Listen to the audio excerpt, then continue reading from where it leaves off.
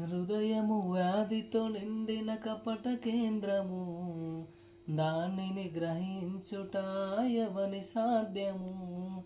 హృదయము వ్యాధితో నిండిన కపట కేంద్రము, దానిని గ్రహించుట ఎవని సాధ్యము. మనసు మర్మమెరిగిన మహనీయుడా, మనసు మార్చగలిగిన నిజ దేవుడా. మనసు మర్మమెరిగిన మహనీయుడా, మనసు మార్చగలిగిన నిజ దేవుడా.